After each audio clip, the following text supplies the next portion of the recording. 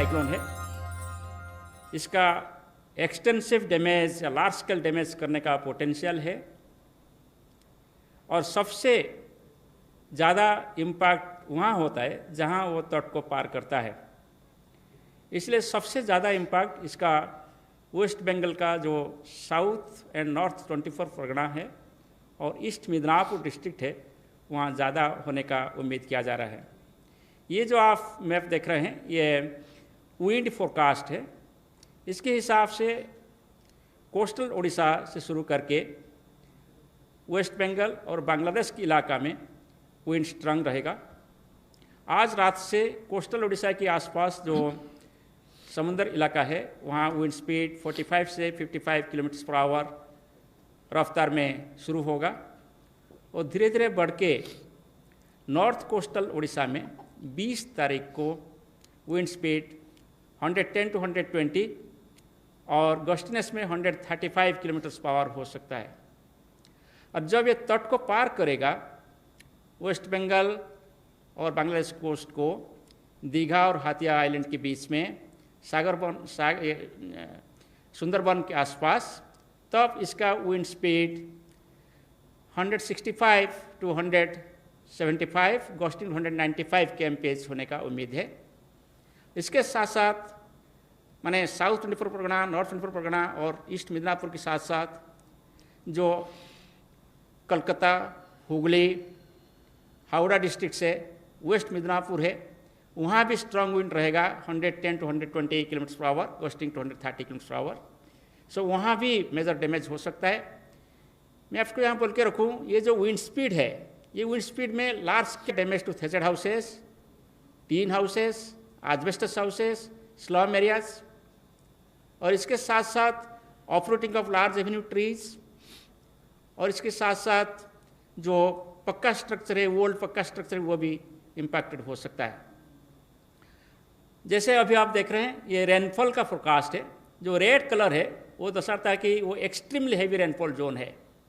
हमारा ये उम्मीद है कि वेस्ट बंगाल में स्पेशली कोस्टल डिस्ट्रिक्ट्स में heavy to extremely heavy rainfall होने का उम्मीद किया जा रहा है। यानी south and north 24 Parganas, west and east Midnapore and Hooghly, Calcutta, Howrah districts में हम heavy to extremely heavy rainfall उम्मीद कर रहे हैं 19 तारीख को और 20 तारीख को।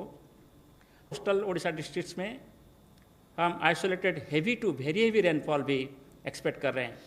एक्सट्रीम हैवी मीन्स 20 सेंटीमीटर से ज़्यादा, हैवी मीन्स 6 से 12 सेंटीमीटर और वेरी हैवी मीन्स 12 से 20 सेंटीमीटर का रेनफॉल 24 आवर्स में। और सबसे बड़ा जो खतरनाक होता है कोई साइक्लोन में वो होता है कि tidal wave. Next slide please.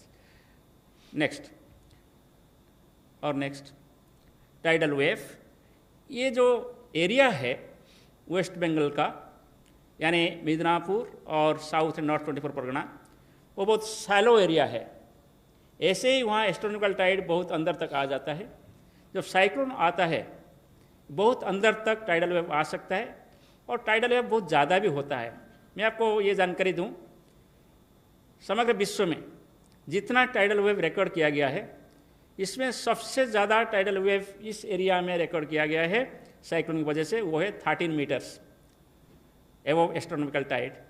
इस साइक्लोन की वजह से जो टाइडल वेव होने वाला है, हमारा उम्मीद है कि साउथ एंड नॉर्थ 24 परगना में 4 से 6 मीटर, यानी एक स्टोरी बिल्डिंग का आप 3 मीटर पकड़ें तो ये 2 स्टोरी बिल्डिंग का 6 मीटर होता है।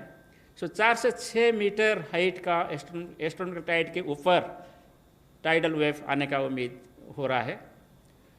ऐसे ही मिदनापुर डिस्ट्रिक्ट्स में 3 to 4 मीटर टाइडल वेव आने का भी हम उम्मीद कर रहे हैं। और ये टाइडल वेव आफ्टरनून से नाइट तक 20 तारीख को आने का उम्मीद किया जा रहा है। और ये जो टाइडल वेव होता है वो सलाइन वाटर होता है, इसलिए ड्रिंकिंग वाटर का स्कैरसिटी हो जाता है और इसके साथ साथ जो स्टैंडिंग क्रॉप्स है वो डैमेज हो जाता है और इसके साथ साथ जो हाउसेस है वो भी अफेक्टेड हो जाता है। सो टाइडल वेव से जो इनंडेशन होता है इसके साथ साथ हेवी रेनफॉल की वजह से भी इनंडेशन कंबाइंड हो जाता है। सो साइक्लोन जब क्रॉस करता है 3 तरीके का हजार्ड होता है, इसलिए साइक्लोन को हम मल्टी हजार्ड बोलते हैं। सो जो एक्सपेक्टेड डैमेज है ये विंड के साथ आप देखेंगे हम एक्सटेंसिव डैमेज टू कच्चा हाउसेस और ओल्ड बैडली मैनेज्ड पक्का स्ट्रक्चर्स को भी डैमेज हो सकता है। तो फ्लाइंग ऑब्जेक्ट्स आ जाती है स्पीड में, जैसे कोई सिटी एरिया में होर्डिंग्स होता है, वो होर्डिंग्स से आपको प्रोजेक्टाइल जैसे आकर आपको व्हीकल को डैमेज कर सकता है।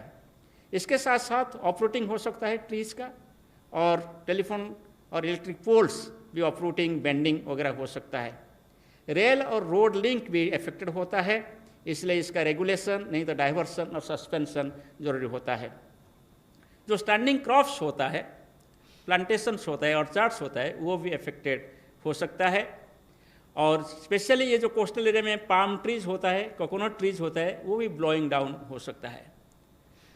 बूसी ट्रीज लाइक मैंगो वो भी अपरूटिंग हो सकता है। और जो ये जो रिवर एरिया है वो ये डेल्टाइक एरिया है, बहुत सारे छोटा मोटा रिवर्स है वहाँ, क्योंकि वो गेंजेटिक डेल्टाइक एरिया है, Gangetic and Brahmaputra deltaic area है, इसलिए बहुत सारे बोट्स भी वहाँ चलता रहता है। तो जो बोट्स होता है, लार्ज बोट्स, शिप्स भी इसमें डैमेज हो सकता है। इसलिए हम ये सजेस्ट किए हैं कि total suspension of fishing operation 20 तक, और रेल एंड रोड ट्रैफिक को डाइवर्सन किया जाए, नहीं तो सस्पेंड किया जाए, और अफेक्टेड एरिया में लोग सेफ एरिया में अंदर रहना चाहिए, और इवैक्यूएशन को मोबिलाइज किया जाए। जैसे प्रधान साहब बोल रहे थे, ऑलरेडी इवैक्यूएशन प्रोसेस में है, और मोटर बोट्स यानी शिपिंग एक्टिविटी को कम्प्लीटली बंद करना है। Next please.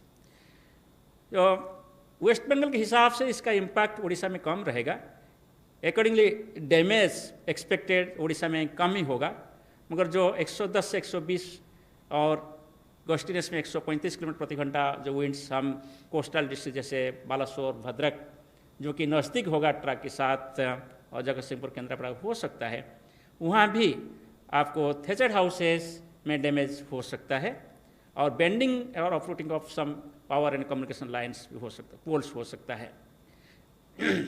इसमें भी वाइड स्प्रेड डैमेज हो सकता है, जो स्टैंडिंग क्रॉप्स है, विंड की वजह से और बारिश की वजह से, प्लांटेशन से और चार्ट से, और कोकोनट्स भी, स्मॉल बोट्स, कंट्री क्राफ्ट्स वगैरह भी अफेक्टेड होंगे। इसलिए हम ये सजेस्ट किए हैं, उड़ीसा के पास जो एरिया है वहाँ भी टोटल सस्पेंशन होना चाहिए। मैं ये बोलूँगा कि उड़ीसा, वेस्ट बंगाल, बांग्लादेश के पास जो entire north Bay of Bengal है, वहाँ टोटल फिशिंग ऑपरेशन सस्पेंशन होना चाहिए कोई 20 तारीख तक, और यहाँ भी रेल और रोड ट्रैफिक को कोस्टल एरिया में डाइवर्सन या सस्पेंशन होना चाहिए, इसलिए हम एडवाइस दिए हैं। और पीपल जो अफेक्टेड एरिया है चारों डिस्ट्रिक्ट में, घर के अंदर रहना चाहिए जब साइक्लोन पास कर रहा होगा, और सभी मोटर बोट्स या कंट्री बोट्स, स्मॉल शिप्स को भी बंद रखना चाहिए। सो ये है जो हम जानकारी दे रहे हैं। हर 3 घंटे हम साइक्लोन के बारे में नज़र रख रहे हैं और स्पेशल बुलेटिन इशू कर रहे हैं। ये special bulletin all concern state governments, media और जनरल पब्लिक को भी हम आपके माध्यम में दे रहे हैं।